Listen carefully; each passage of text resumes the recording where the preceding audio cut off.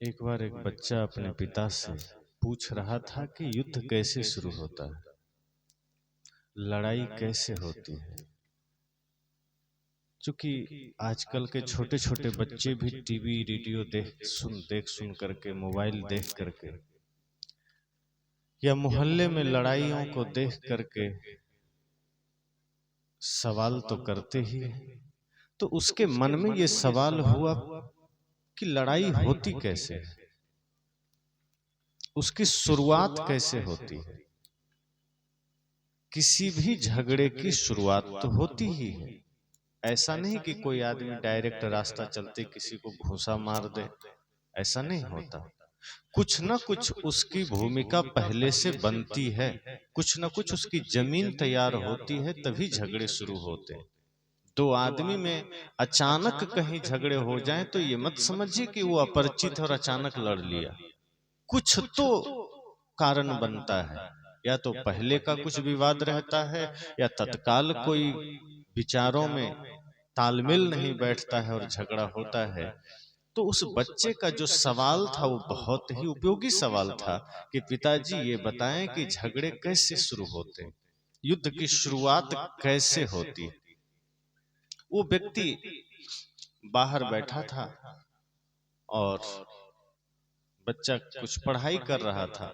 चूंकि किताबों में युद्धों का भी वर्णन है, तो बाहर का परिवेश तो बच्चे ने देखा ही था, किताबों में भी पढ़ा था। अब स्कूल से वो पढ़ करके आया था, तो आप सबने देखा होगा, पढ़ा होगा, इतिहास की किताबों में सबसे ज्यादा युद्ध की चर्चाएं हैं।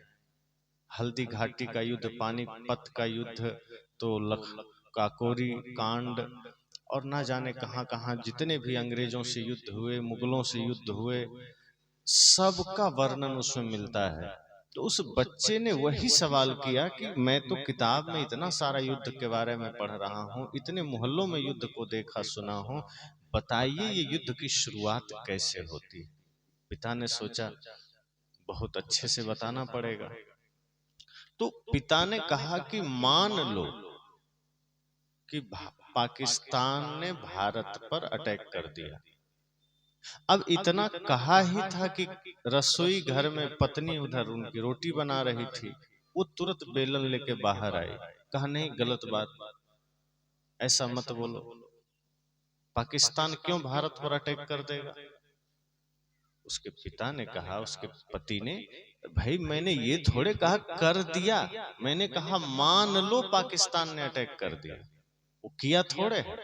जैसे गणित में कहते हैं ना, माना की सवाल आता है, तो उसने कहा बस मैंने तो एग्जाम्पल दिया है, उदाहरण दिया है कि मान लो पाकिस्तान ने भारत पर। तो पत्नी कहती नहीं, कैसे मान ले जब उसने अटैक किया ही नहीं। अब बच्चा देख रहा है।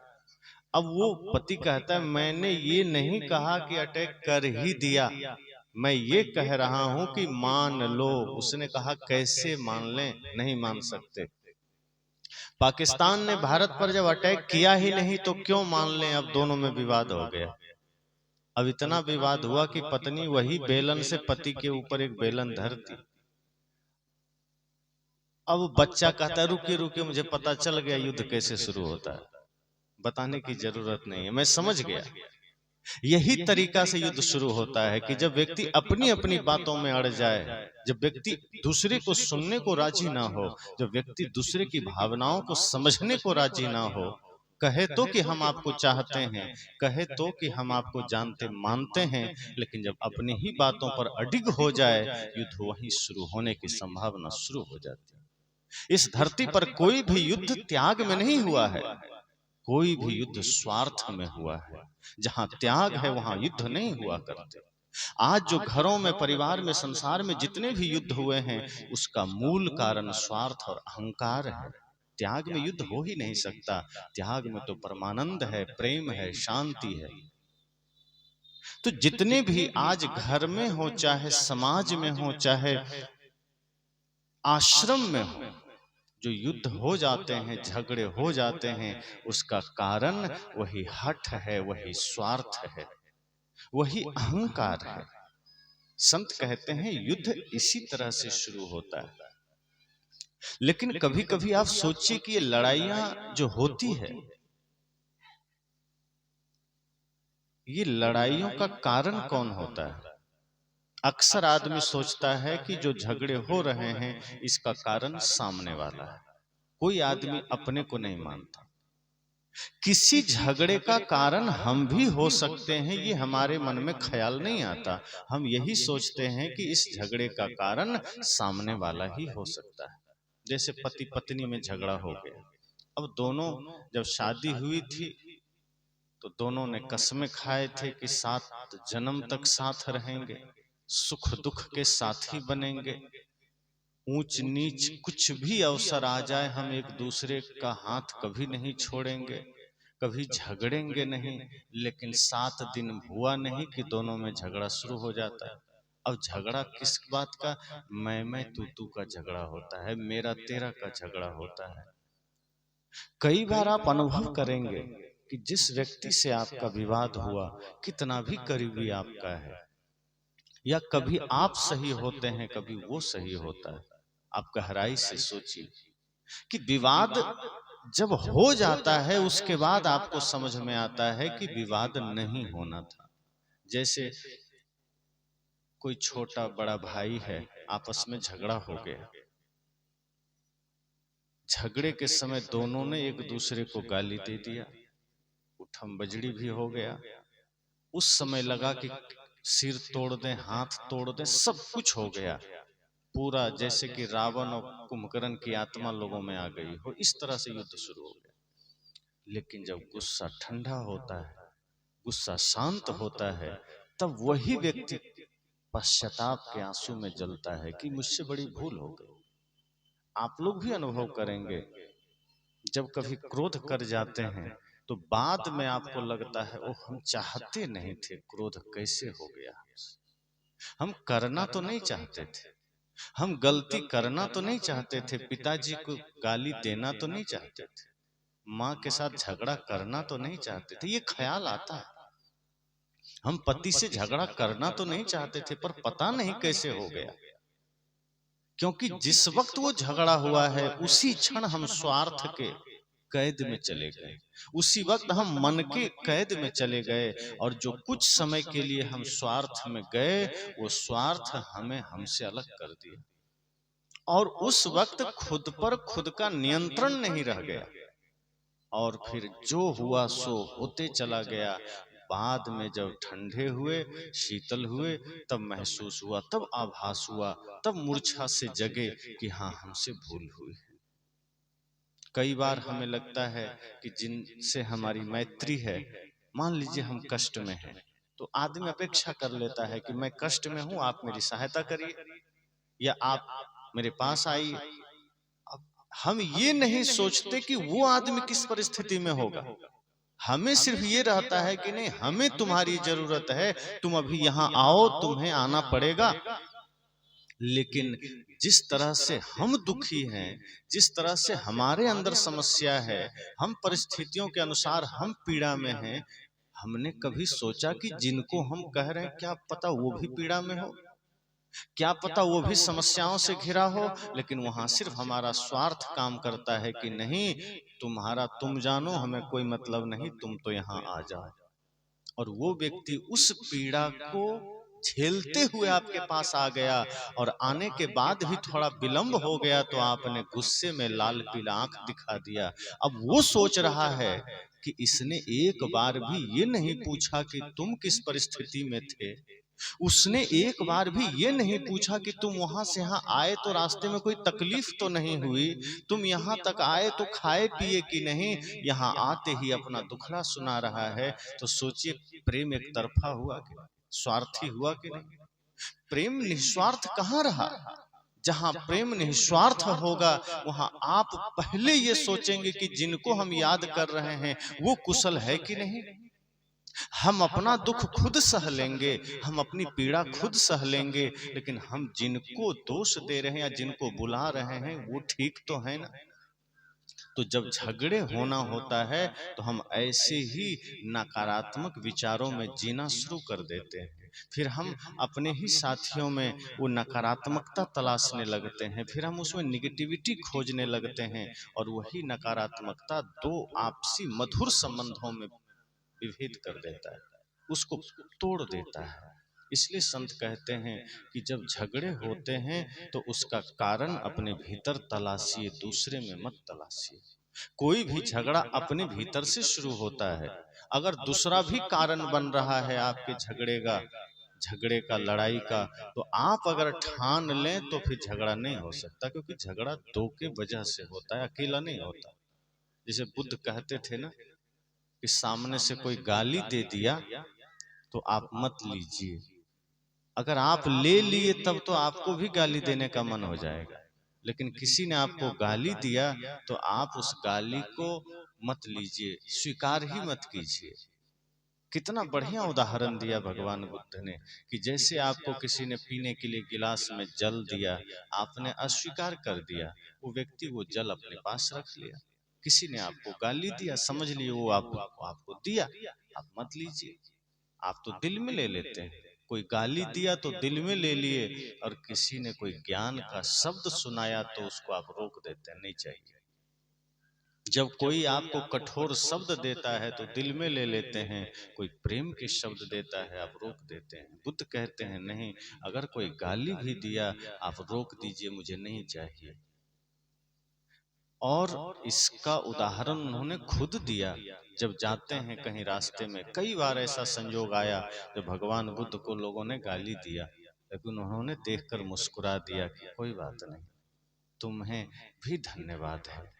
कोई माला पहना दे तो भी बुद्ध धन्यवाद उतनी ही भाव से देते थे, और कोई अगर अपमान कर देता था तो भी वो उतना ही धन्यवाद देते थे, कोई फर्क नहीं पड़ता था। बुद्ध कहते थे कि किसी दूसरे के मान और सम्मान से आपको फूलना और पचकना नहीं है। कोई दूसरा जैसे था वैसे ही रहने दीजिए। कोई दूसरा आपके सुख और दुख का कारण नहीं बन सकता। अगर आप सोचते हैं कि हम भाई के वजह से दुखी हैं तो ये गलत बात है। आपको लगता है कि पत्नी या पति के वजह से दुखी हैं तो ये गलत बात है। दुनिया में कोई आपको दुखी सुखी नहीं कर सकता। अगर आपको लगता है कि हम किसी के वजह से सुखी हैं तो किसी के वजह से दुखी भी हो सकते हैं, फिर तो अपना क्या रहा, फिर तो हम दूसरे पर आधारित हो गए कि दूसरा जब चाहे हमें दुखी कर दे, दूसरा जब चाहे हमें सुखी कर दे। लेकिन संत तो कहते हैं कि सुख शांति का स्रोत तो व्यक्ति के भीतर है, वो चाह ले तो सदैव सुखी रह सकता है। आप चाह लें तो कोई आपसे झगड़ा कर ही नहीं सकता। झगड़े तो होते ही तब हैं जब हम भी उसमें शामिल होना शुरू हो जाते हैं, जब हम भी उसमें सहयोगी होते हैं। किसी ने गाली दिया और हमने उस गाली का जवाब अगर गीत से दे दिया, झगड़ा होगा ही नहीं, सामने वाला ऐसे ही पानी पानी हो जाए और हमारा बिगड़ क्या जाएगा। लेकिन स्वार्थ और अहंकार कहता है कि सामने वाला ने गाली दिया और हम ऐसे सुन लें, क्या हम में शक्ति नहीं है, क्या हम कमजोर हैं, क्या हम में ताकत नहीं है। अगर सामने वाला गाली दिया है तो हम उसको गोली देंगे। हमारा अहंकार हमको इस तरह से पाप करने पर मजबूर करता है। और ज्ञान कहता है कि गाली ही तो दिया है, क्या बिगड़ जाएगा, क्या हमारा घट जाएगा। अगर आप चाहते हैं परिवार में शांति बनी रहे, इस सूत्र को धारण कीजिए कि कोई गाली भी दे मुस्कुरा दीजिए, कोई गुस्सा भी करे शांति से सुन लीजिए, कुछ बिगड़ नहीं जाएगा। लेकिन इतना जरूर हो जाएगा कि झगड़ा नहीं होगा। अक्सर आप संतों से उदाहरण सुनते हैं, क्षमा बड़न को चाहिए छोटन को उत्पात, कहाँ विष्णु की घटी गई जो भृगु ने मारी लात। एक कथा आती है कि भृगु ऋषि एक बार विष्णु जी के पास चले गए, और देखिए गजब की बात यह है कि वो गए भी विष्णु जी के पास, ब्रह्मा जी या शिव जी के पास नहीं गए, विष्णु जी के पास गए। क्यों? क्योंकि विष्णु जी सतोगुण का प्रतीक, शांत शीतल, और शिव जी तमोगुण का प्रतीक, उग्र।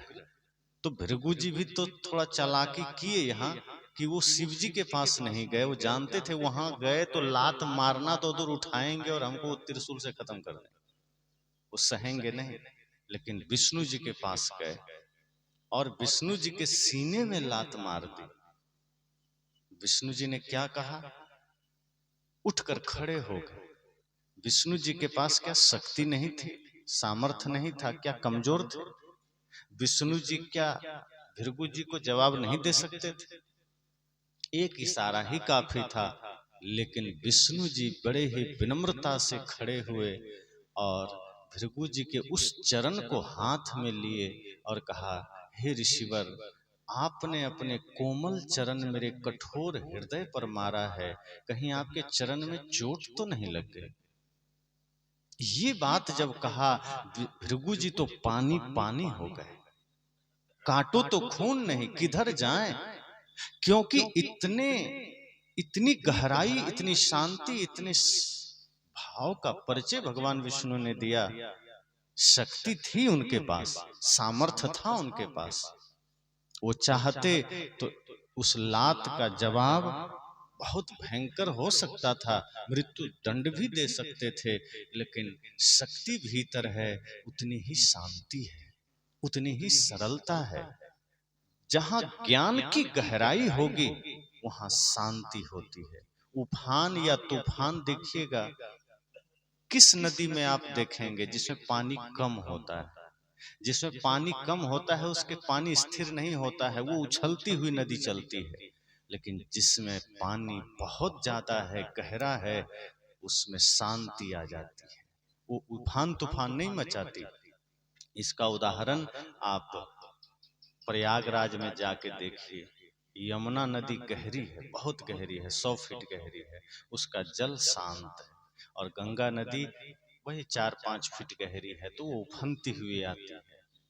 और फिर सागर तो अंदर है ही शांत। तो विष्णु जी प्रेम के सागर में हैं, विष्णु जी सत्य के सागर में हैं, वो शांत हैं। ये उदाहरण से हम इतना ही समझ सकते हैं कि अगर किसी ने हमें गाली दिया तो उससे हमारा कोई अपमान नहीं होने वाला, किसी ने हम पर गुस्सा किया उससे हमारा कोई अपमान नहीं होने वाला। अपमान हमारा तब हो जाता है जब उस गाली का जवाब हम भी गाली में दे देते हैं। हमारा घट तब जाता है जब उस गुस्से का जवाब हम भी गुस्से में दे देते हैं। हमारा कुछ न घटे, हमारा कुछ न बिगड़े यदि हम सामने वाले के गुस्से का, आलोचना का, क्रोध का जवाब हम प्यार से दें। अभी आम का सीजन आ गया है, आम के पेड़ में देखिए धीरे धीरे अब आम के फल लगेंगे, सारी डालियां झुक जाएगी। ऐसा नहीं है कि फल लगने के बाद डालियां ऊपर चली जाएगी, मतलब जिसके पास कोई फल आ गया वो झुकता है, वो अकड़ता नहीं है। और जब बच्चे उस पर पत्थर मारेंगे आम के लिए, तो बदले में आम का पेड़ अपना फल गिरा देगा, न कि वो दोबारा पत्थर मारेगा।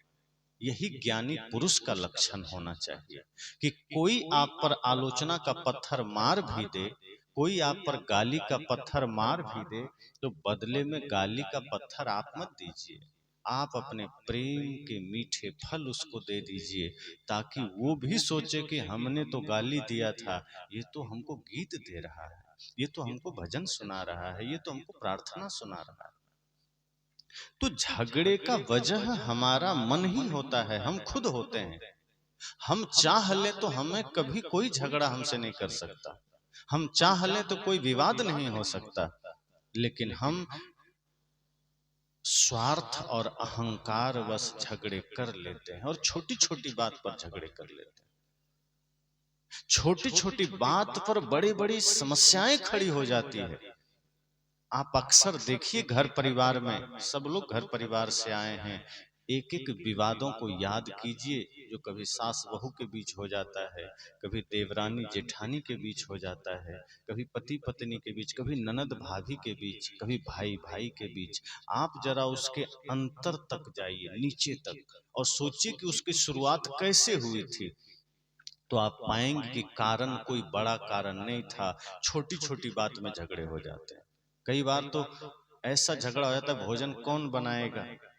अब कोई कहा नहीं हमारी तबीयत ठीक नहीं, तुम बनाओ, उसने कहा नहीं तुम बनाओ। अब यहीं से शुरू हो गया विवाद कि देखो उस बार तुम बीमार थे तो हमने बनाया था, हम बीमार हैं तुम बनाओ। बस यहीं से सब एक दूसरे का बैकग्राउंड बोलना शुरू कर दे कि नहीं नहीं तुमने भी तो वैसा किया था, तो वो कहेगा तुमने भी तो वैसा किया था। अब ऐसे करते करते माता पिता तक बात चली जाती है और वो झगड़ा बड़ा रूप ले लेता है। जब आप तह तक जाएंगे तो पता चलेगा कुछ था ही नहीं, छोटी सी बात थी, छोटी सी बात से झगड़ा शुरू हो गया और दो आदमी के दिल के बीच दूरियां आ गई। आज मोबाइल से दूरियां कम हुई है लेकिन दिलों की दूरियां बढ़ी है। आज आदमी अगल बगल रह के भी एक दूसरे के पास नहीं है। पहले दूर रह के भी पास थे, हम एक साथ होते थे, एक साथ खाते थे, एक साथ उठते बैठते घूमते थे। अब एक घर में चार लोग बैठे हैं, चारों अपना अपना मोबाइल में लगा है, उसको पता ही नहीं अगल बगल कोई है। इतनी दूरियां बढ़ गई। साहब ने कहा ये झगड़े बड़े खतरनाक होते हैं, चाहे वो अणु बम परमाणु बम का झगड़ा हो, चाहे वो गाली गलौज का झगड़ा हो, चाहे वो निंदा शिकायत का झगड़ा हो, चाहे वो एक छोटा सा बच्चे के बीच का झगड़ा हो। हालांकि दो बच्चों के बीच जो झगड़ा होता है वो झगड़ा अगर हो तो कोई बात नहीं, क्योंकि आप देखेंगे छोटे छोटे बच्चे जब झगड़ा करते हैं वो तो झगड़ा करते हैं और 10 मिनट बाद एक ही थाली में बैठ के खाते हैं, वो भूल जाते हैं कि कोई झगड़ा भी हुआ था। बचपन में दोनों भाई झगड़ता है आपस में, और जब सोने का समय आता है तो एक ही बिछावन पर दोनों सोता है। अगर माँ अलग भी सुला दे तो लड़ता है कि नहीं हमको एक ही जगह सोना है, एक ही जगह रहना है, एक ही साथ खाना है। तो अगर झगड़ा ऐसा है तो कोई बात नहीं, लेकिन बचपन में तो ऐसा हो जाता है, लेकिन जब आदमी बड़ा होता है तब बेहोश हो जाता है। मन पवित्र था मेरा जब जहां में आए थे, धर्म कर्म कुछ ना था अपने ना पराए थे। हम बेहोश हो गए होश जब संभाला है, और पहले से जो डूबे थे हमको भी धकेला है। संत कहते हैं कि मन पवित्र था, जब इस धरती पर आए थे तो बच्चों को देखिए, ना उसमें गुटखा की आदत है, न बीड़ी की आदत है, न तंबाकू की आदत है, न झूठ बोलता है। बच्चे झूठ नहीं बोलते, वो जो देखेगा वो बोल देगा, चाहे वो कोई भी घटना हो। इसलिए बच्चों को भगवान का रूप कहा गया। तो संत कहते हैं कि मन पवित्र था मेरा जब जहां में आए थे, जब इस धरती पर आए थे तो मन पवित्र था, कोई छल प्रपंच नहीं था, बच्चे में कोई कटुता नहीं होती, और मन पवित्र था मेरा जब जहां में आए थे, धर्म कर्म कुछ न था। वहां ना धर्म था ना कर्म था। अब जो पाप करेगा ही नहीं उसको पुण्य करने की जरूरत क्या है? जो कुकर्म करेगा ही नहीं उसको धर्म करने की जरूरत क्या है? बच्चे तो बच्चे को भगवान का रूप ऐसे ही थोड़े कहा गया। हम पुण्य करने की चेष्टा कर रहे हैं मतलब हम पाप कर रहे हैं। हम प्रार्थना गाने की चेष्टा कर रहे हैं मतलब बाकी समय गालियां दे रहे हैं। हम अलग से बैठ के 1 घंटा ध्यान करने की चेष्टा कर रहे हैं मतलब 23 घंटे हम अध्यान में जी रहे हैं। हम 1 घंटा सत्संग कर रहे हैं मतलब बाकी समय हम बत्संग में हैं। ये सिद्ध करता है। हम छाया खोज रहे हैं मतलब हम धूप में हैं, तभी तो हम छाया खोज रहे हैं। हम डॉक्टर खोज रहे हैं मतलब हम बीमार हैं, ऐसे हम डॉक्टर क्यों खोजेंगे? हम विद्यालय खोज रहे हैं मतलब हम अनपढ़ हैं। तो जब तक हम में वो कमियां होती नहीं तब तक हम उसके विपरीत चीजें खोजते नहीं हैं। इसलिए बच्चों में धर्म कर्म की भी जरूरत नहीं पड़ती, क्योंकि उसने कोई पाप कर्म ही नहीं करना है, वो तो शुद्ध कर्म है उसका। तो संत कहते हैं धर्म कर्म कुछ न थे और अपने न पराए थे। किसी बच्चे का जन्म हो जाए, अब उसको उठा करके किसी दूसरे मोहल्ले में आप दे आइए, वो उसका होके बन जाएगा, उसी के यहाँ रह जाएगा, उसी को माता पिता मानने लगेगा। आप जानते हैं कि वो मेरा है, उसको पता भी नहीं कि वो मेरा तेरा क्या है। लेकिन इतनी सारी चीजें बचपने में थी, अब क्या हुआ? हम बेहोश हो गए होश जब संभाला। लोग कहते हैं बच्चा तो अबोध होता है, बेहोश होता है। संत की दृष्टि देखिए, संत कहते हैं नहीं, वो उसी समय होश में था जब बच्चा था। क्योंकि न तो हिंदू था, न मुसलमान था, न सिख था, न ईसाई था, न तो वो यहूदी था, न चोर था, न डाकू था, न साधु था, न महात्मा था, शुद्ध इंसान था। तो उस समय वो होश में था। और अब बेहोश हो गए होश जब संभाला है। जब बड़े हो गए तब क्या हो गए? कोई हिंदू बन गया, कोई मुसलमान बन गया, कोई सिख बन गया, कोई ईसाई बन गया, कोई तंबाकू खाने लगा, कोई मांस खाने लगा, कोई अंडा खाने लगा, कोई माता पिता को गाली देने लगा, कोई पड़ोसी से झगड़ा करने लगा। कब? जब हम कहते हैं कि अब तो आदमी होश संभाल लिया। सच तो यह है कि अब वो सच में होश नहीं संभाला, अब वो बेहोश हुआ है। और ये बेहोशी आई कैसे है? संत कहते हैं पहले से जो डूबे थे हमको भी धकेला है।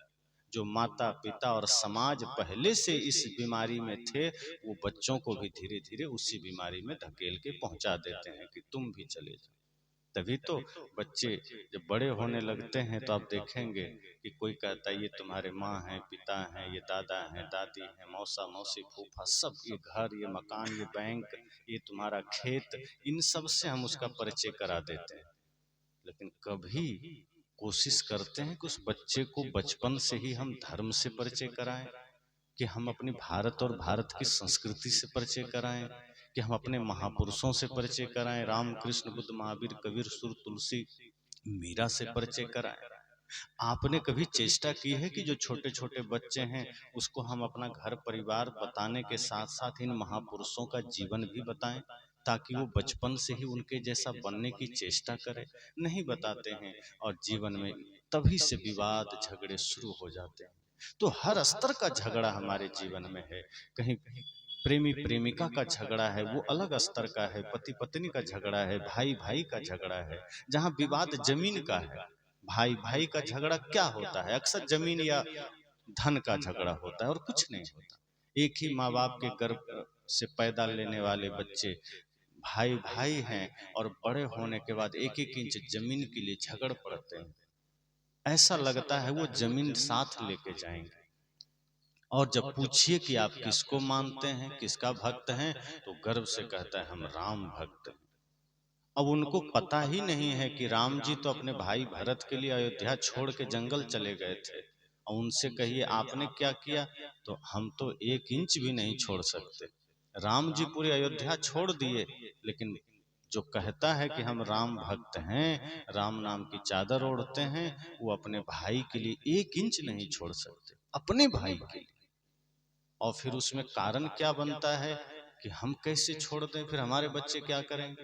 अरे आपके बच्चे निकम्मा थोड़े पैदा होंगे, वो भी कर्मठ पैदा होंगे, वो भी शक्तिशाली पैदा होंगे। आप ही सारी व्यवस्था करके जाएंगे क्या? ऐसा नहीं। परिवार, समाज, राष्ट्र बिखरता ही है स्वार्थ और अहंकार के कारण। जहां भी स्वार्थ आएगा वो परिवार बिखरेगा, जहां भी स्वार्थ आएगा वो समाज बिखरेगा, जहां भी स्वार्थ अहंकार आएगा वो देश, वो दुनिया बिखरती है। इसलिए संत कहते हैं कि परिवार में आपको स्वार्थ से मुक्त हो जाना है। कभी भी कुछ सोचिए तो इस भाव से बस मत सोचिए कि मुझे ही लाभ मिले। हम यही सोच लेते हैं कि जो भी मिले मुझे ही मिले, सामने भाई हो या कोई भी हो उसको ना मिले, पड़ोसी को ना मिले। जब इस भाव में हम जीते हैं कि जो मिले हमें मिले, वह झगड़ा शुरू हो जाता है, क्योंकि सामने वाला भी इसी भाव में जी रहा है, उसको भी यही चाह है। ऐसा नहीं है कि गलती एक की है, सामने वाला भी उसी आग में जल रहा है और हम भी उसी आग में जल रहे होते हैं। और दो आग मिल करके और भयंकर आग बन जाती है। कहीं आग लग जाए तो आप लोग क्या करेंगे? पेट्रोल लेके दौड़ेंगे या पानी लेके? पानी लेके, क्योंकि आग पर पानी ही काबू पा सकता है, पेट्रोल तो और बढ़ा देगा। लेकिन जब दो आदमी के बीच झगड़ा होता है, सामने वाला के अंदर क्रोध की अग्नि जल रही होती है, तब वहां हम प्रेम के मीठे जल लेके नहीं दौड़ते हैं, वहां हम क्रोध का पेट्रोल लेके दौड़ जाते हैं कि नहीं, सामने वाला क्रोध हम पर करेगा तो हमारे पास भी वो पेट्रोल है, हम भी जला देंगे। वहां हम ये सोचना ही भूल जाते हैं कि नहीं, अगर क्रोध में कोई जल रहा है, अंगार बन रहा है, तो हमें जलधार बन जाना चाहिए, क्योंकि पानी ही आग को बुझा सकता है, कोई दूसरा उपाय नहीं। लेकिन जब सामने वाला आग में है क्रोध की, तो हम भी क्रोध में ही हो जाते हैं। वहां हम भूल जाते हैं कि नहीं, उस आग को हमें प्रेम से बुझाना है। आदमी प्रेम में जीना, मीठा बोलना को शायद कायरता समझ लेता है। और किसी ने आपको गाली दिया और आपने गाली का जवाब गाली से दिया, तो उसको आप बहादुरी समझ लेते हैं, उसको आप वीरता समझ लेते हैं। संत कहते हैं सबसे बड़ी कायरता यही है कि किसी ने आपको गाली दिया और आप भी गाली दे दी। ये सबसे बड़ी कायरता है। इस धरती पर अगर कोई कहता है कि सबसे बड़ी वीरता क्या है, तो सबसे बड़ी वीरता है कि कितनी भी आलोचना हो, कितना भी गाली मिले, कितनी भी निंदा मिले, अगर आपने मुस्कुरा के जिया है, मुस्कुरा के जवाब दिया है, ये सबसे बहादुरी का काम है, ये सबसे वीरता का काम है। बहादुरी इसमें नहीं है कि आपने भी वैसा ही जवाब दे दिया, वीरता इस बात में है कि आपने गंभीरता से, शांति से, सरलता से जवाब दिया है। बुद्ध कहते थे, जब लोग कहते हैं ना आग पर चलना चमत्कार है, कई जादूगर है जो आग पे चल के दिखा देगा, और कई लोग है पानी में चल के दिखा देगा। तो किसी ने भगवान बुद्ध से पूछा कि भगवान आप भी ये करके दिखाइए ऐसा चमत्कार। तो भगवान बुद्ध ने कहा कि ऐसा चमत्कार तो कोई भी कर लेगा, बहुत से जादूगर हैं, मदारी हैं, आप चले जाइए, आपको ऐसा चमत्कार मिल जाए। पर ये चमत्कार अगर कोई संत कर रहा है तो जादूगर और संत में क्या फर्क रहा, मदारी में और संत में क्या फर्क रहा? तो कहा संत कौन सा चमत्कार करते हैं? कहा संत तो ये चमत्कार करते हैं कि लोग आग पर चलना सिखाते हैं, संत आपको धरती पर चलना सिखाते हैं। लोग आपको हवा में उड़ना सिखाते हैं, संत आपको धरती पर सही से जीना सिखाते हैं। आप धरती पर सही से चलना सीख जाइए, इससे बड़ा चमत्कार कुछ नहीं। क्योंकि एक बच्चा जन्म लेने के साल 2 साल बाद चलना तो सीख लेता है, लेकिन कैसे चलना है ये जीवन भर नहीं सीख पाता। उसका चलना गलत ही रहता है, तभी तो कभी शराब की दुकान पर चला जाता है, कभी ताश खेलने चला जाता है, कभी हिंसा में चला जाता है। वो चलना सीखा नहीं, पैरों से चलना सीख लिया है, पर आदर्शों पर कैसे चलना है, नीतियों पर कैसे चलना है, संस्कारों के साथ कैसे चलना है, ये बुढ़ापा आ जाती है और बहुत लोग नहीं सीख पाते। संत कहते हैं आप अपने अंदर झांकिए, पता चलेगा विवादों का वजह आप खुद हैं, कोई दूसरा नहीं। जीवन में जितने भी झगड़े हैं हम उससे मुक्त हो सकते हैं, हम उसे मिटा सकते हैं। बस एक बार ठान लीजिए कि झगड़ा करें ही क्यों। इतने सारे झगड़े, और हर आदमी सोचता है कि हमसे ज्यादा ताकतवर कोई नहीं। ये घमंड हर किसी को रहता है कि हम में क्या नहीं है। इसलिए आप देखेंगे कई बार झगड़ा हो जाए, आदमी कहेगा तुम हमको जानता नहीं, हमको अभी पहचानता नहीं है, हम कुछ भी कर देंगे। मिलना कभी 10 आदमी को बुलाता है, भाई तुम जब इतना ताकतवर है तो फिर 10 आदमी को काहे बुला रहा है? अपने बल पर कूदो, और अपना बल कब तक साथ देगा? कई लोग कहता है अभी मैं अकेला हूं तो मुझे सता रहे हो, चलो मेरे इलाके में, तब 10 आदमी को लेके आते हैं। क्रोध में आदमी अपने आपा इतना खो देता है कि वो इस तुलना में लग जाता है कि हम कैसे पावर इकट्ठा करें, और वो पावर सब झूठा है। वो सारा सामर्थ्य झूठा है जो किसी को सताने में काम आए। वो सारी शक्ति व्यर्थ है जो क्रोध के लिए आप यूज करते हैं, झगड़े के लिए यूज करते हैं। अगर आपने अपनी शक्ति का प्रयोग प्रेम में किया है, समाज के उत्थान में किया है, लोगों के दुख को दूर करने में किया है, तब तो वो शक्ति सार्थक है। हर किसी के अंदर शक्ति है, ऐसी नहीं है कि शक्ति नहीं है, लेकिन हम उस शक्ति का प्रयोग दूसरों के घर उजाड़ने में करते हैं। हम उस शक्ति का प्रयोग गाली देने में करते हैं। हम उस शक्ति का प्रयोग ईर्ष्या द्वेष में करते हैं। हम कितना भी बोलें, कितना भी करें, ऐसा नहीं कि आदमी ज्ञानी नहीं, हर आदमी के पास ज्ञान है, लेकिन उस ज्ञान का आचरण नहीं होता। ईर्ष्या हमारे भीतर होती है, द्वेष हमारे भीतर। हम किसी का सुख देख ही नहीं सकते, और हम किसी न किसी वजह से झगड़ा कर लेते हैं। अगर हमारा पड़ोसी सुखी हो जाए, हमें ईर्ष्या होने लगती है, वो बढ़िया कैसे कमाने लग गए। अगर मान लीजिए आपके वजह से किसी का कोई लाभ हो रहा है, तो सौभाग्य मनाइए कि आप किसी के लाभ में सहायक बन रहे हैं। आप खुशियां मनाइए कि आपको एक अवसर मिला है दूसरों को सुख देने का। लेकिन आदमी सोच लेता है कि नहीं, मेरे वजह से किसी का लाभ हो ही नहीं सकता, मेरा ही लाभ होना चाहिए, दूसरे का कैसे हो जाए? मेरे वजह से कोई दूसरा खुश कैसे हो जाएगा? हमारा घर अगर बढ़िया बना है और बगल में किसी ने बढ़िया घर बना लिया, हमको बुखार आ जाता है कि हमारे घर जैसा वो कैसे बना लिया। अब हम षड्यंत्र करने लगते हैं कि किसी तरह उसका घर में दाग धब्बे लग जाएं, उस भूकंप में उसका घर जमीन में चला जाए। यही तो सोचते हैं। कई बार तो आदमी प्रार्थना करने चला जाता है कि प्रभु मेरे घर को सलामत रखना और अगला भूकंप में पड़ोसी का घर जमीन में भेज देना।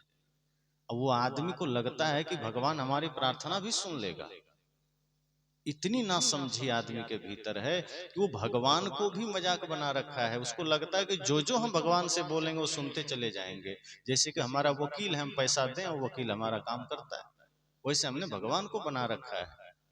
भगवान को हम समदृष्टि वाले कहते हैं, करुणामयी कहते हैं। तो क्या वो हमारी फालतू की बातें सुनने के लिए बैठे कि हम कह देंगे पड़ोसी का घर गिरा दो, भगवान जाके गिरा देंगे?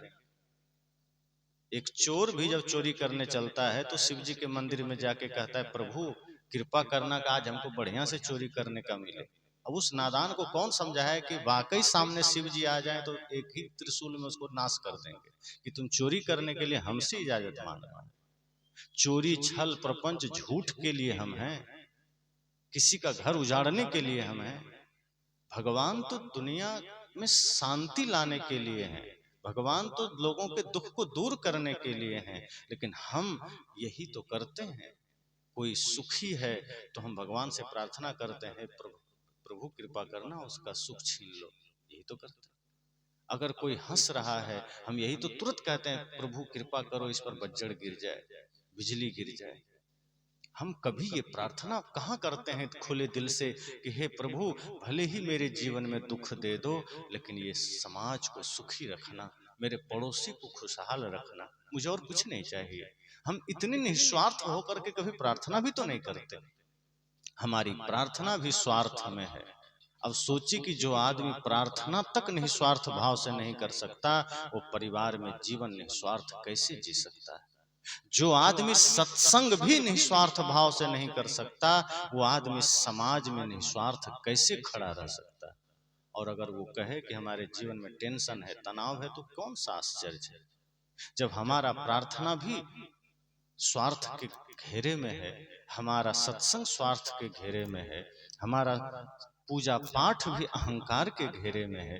क्योंकि आप देखेंगे पूजा कर जो आदमी बहुत बढ़िया से पूजा कर लिया तो थोड़ा घमंड आ जाता है कि हमसे बढ़िया पूजा कोई नहीं कर सकता।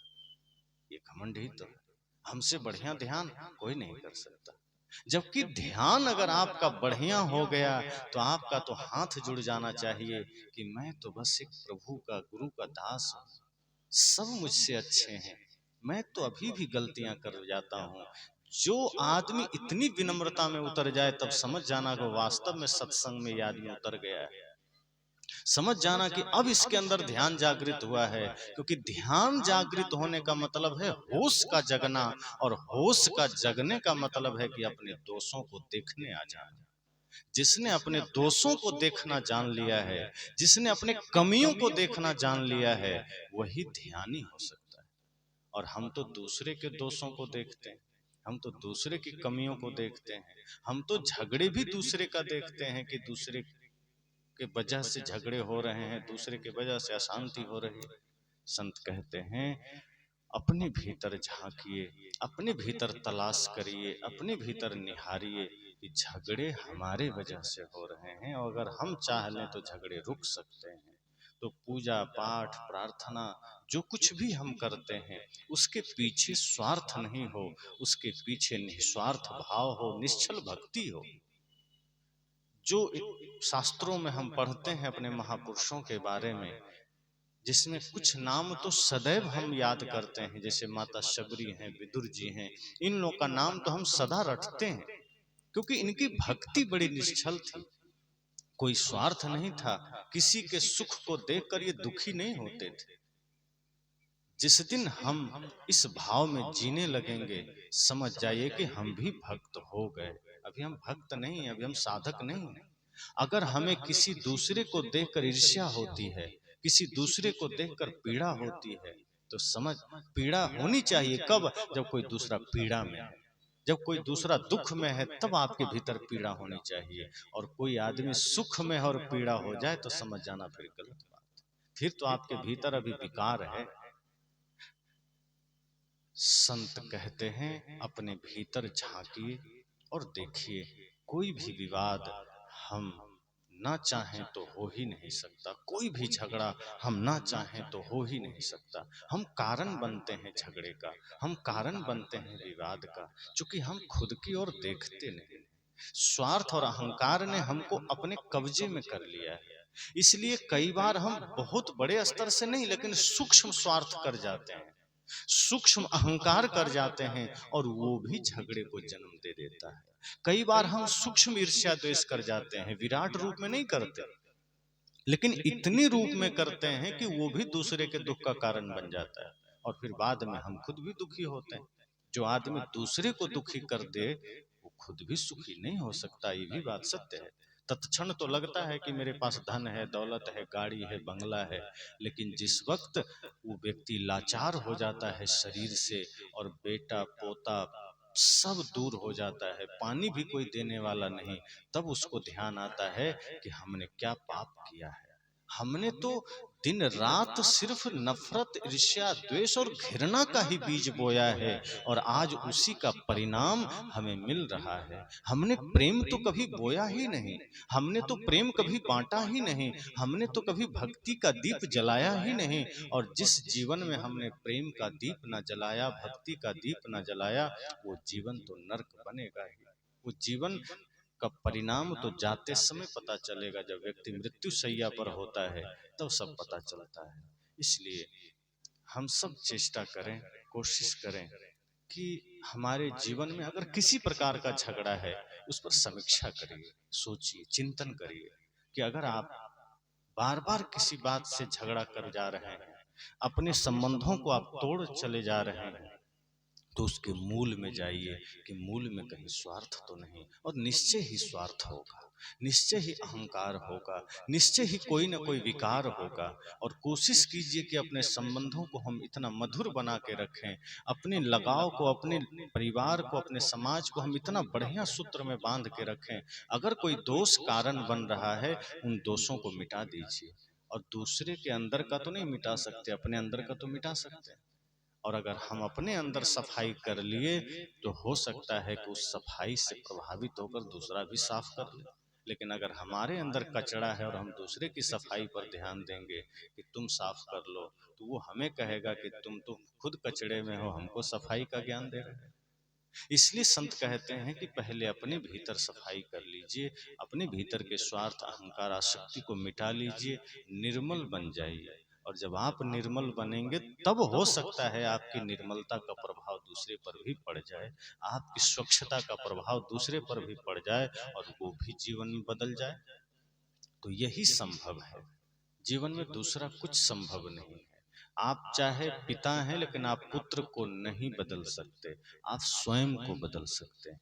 आप सास या बहू हैं, आप खुद को बदल सकते हैं। और जब आप खुद को बदलेंगे, तब आप देखेंगे कि सामने वाला भी बदलने के लिए प्रयासरत हो रहा है। हमारे बदलाव से ही समाज में बदलाव संभव है, हम दूसरे को नहीं बदल सकते। इसलिए हम सब ये संकल्प लेके जाएं इस दूसरे दिन के प्रथम सत्र में, कि हम जीवन में स्वयं में संकल्पित होकर हम स्वयं को चेंज करें, स्वयं में बदलाव लाएं।